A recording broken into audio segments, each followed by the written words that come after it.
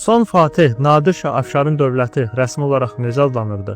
Bundan əvvəlki videomuzda biz sizə Osmanlı qaynaqlarından olan Naimə tarixi adlı əsərdən Şah İsmayılın qurduğu dövlətin rəsmi olaraq necə adlandırılması ilə bağlı statlar gətirmişdik.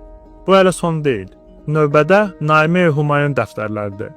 Bu topluda 1-ci Mahmud ilə Nadir Şah Əfşar arasında və eyni zamanda onların sədr-əzəmləri və şeyx-hüsranlar arasında olan məktublaşmalar yer almaqdadır. Deyirsiniz, Səfəvi dövləti anlayışı yox idi. Nadir Şah Əfşarın dövləti rəsmi olaraq İran adlanırdı. Gəlin baxaq.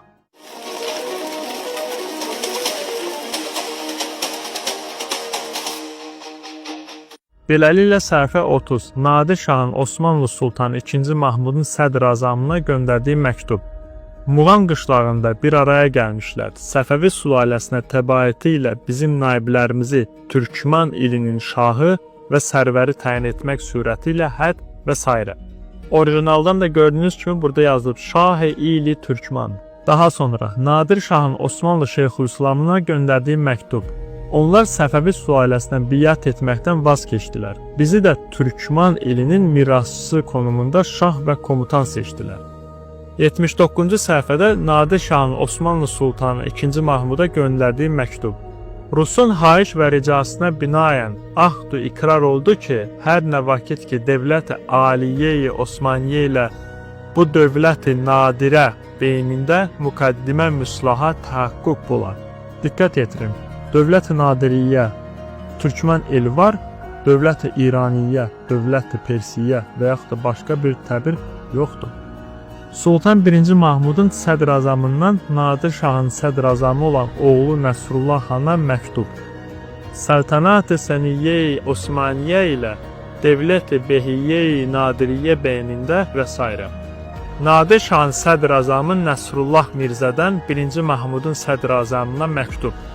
Yücə ordunun Hindistana düzənlədiyi səfərdən sonra qarğanlığa bağlı məmləkətlərin hudud başı və əbədə qədər davam edəcək Nadiriyyə dövlətinə aid vilayətlərin və s. Gördüyünüz kimi bir neçə məktubda dövlətin rəsmi olaraq adı Türkmen ili gedir, bir neçələrində isə Dövlət-i Nadiriyyə, Dövlət-i Behriyə-i Nadiriyyə, Dövlət-i Nadirə kimi qeyd olunmaqdadır. Nadir Şah tərəfindən Sultan 1-ci Mahmuda göndərilən məktub. Millət-i Cafəri və Hüccac-ı İrana Erkani Beytullahil Haramdan bir rukun ihtisas və Mısır və Şam qaidəsi üzərə Dövlət-i Aliyyə-i Nadiriyyədən Əmir-i Həc Taifin və s. Burada isə Dövlət-i Aliyyə-i Nadiriyyə kimi keçməkdədir. İndi isə məktublarda Qızılbaş dövlətini Səfəvi dövləti kimi qeyd olması haqqında. Sultan 1-ci Mahmud tərəfindən Nadir Şaha göndərilən Namə-i Humayun.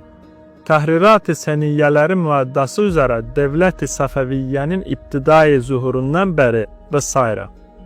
Əfqan Əhməd Şah və Sultan 3-cü Mustafa arasında məktublaşmadan. Hanedan-ı Dövlət-i Səfəviyyə kulliyən təmal və zəmini İranın pür ixtilal olması və s. Gördüyünüz kimi orijinalda da məhz bu cür keçir. Dövlət-i Səfəviyyə. Beləliklə bugün biz nə öyrəndik? Rəsmi məktublaşmalarda Nadir Şah Əfşarın qurduğu dövlət rəsmi olaraq Türkmen eli və eyni zamanda Dövlət-i Nadirə, Dövlət-i Nadiriyyə və yaxud da Dövlət-i Aliyyə-i Nadiriyyə kimi adlandırılmaqdadır. Və eyni zamanda Qızılbaş dövlətinin də Səfəvi dövləti kimi adlandırılmasına da bu məktublarda rast gəlinməkdədir.